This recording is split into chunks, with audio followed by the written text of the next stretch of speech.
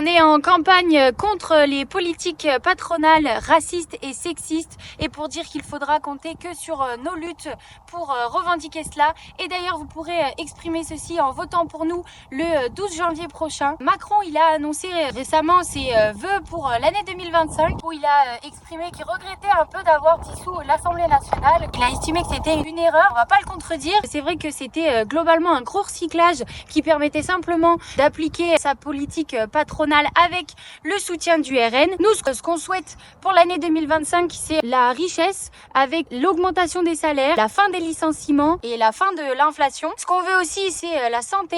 Mais pour ça, en fait, va falloir mettre des moyens dans l'hôpital. Notamment les salariés du CHU de Grenoble revendiquent des bras et des lits. C'est comme ça qu'on pourra avoir la santé. Et ce qu'on souhaite aussi également pour l'année 2025, ça va être la solidarité internationale, notamment avec le peuple palestinien qui se fait massacrer par l'armée israélienne. Et on soutient également tous les peuples qui sont victimes de l'impérialisme. Et ce nouveau gouvernement autour de Bayrou, il a fait une première démonstration en allant à Mayotte et en exprimant que du mépris social et des relents colonialistes. Alors oui, on a à ce qui paraît un nouveau gouvernement où en fait c'est que du recyclage. C'est Manuel Valls à l'outre-mer pour gérer les conséquences dramatiques et les pertes humaines liées au colonialisme à Mayotte, pour gérer la colère des Martiniquaises et des Martiniquais. On a Elisabeth Borne qui avait cassé la retraite et qui est de retour aux affaires. On a également Darmanin à la justice. Bon, franchement, c'est tout un programme. On a également Retailleau qui ne s'est pas retaillé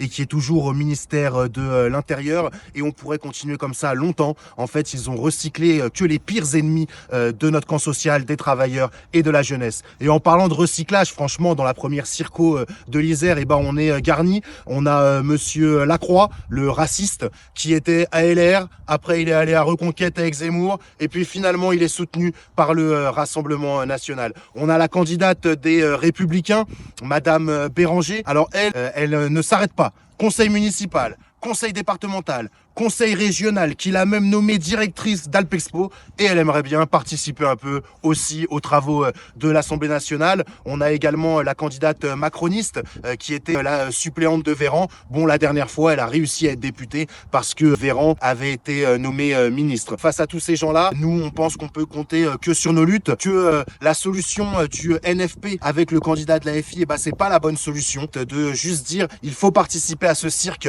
institutionnel. Il suffirait d'avoir les bonnes personnes à l'Assemblée nationale pour arriver à stopper ce rouleau compresseur.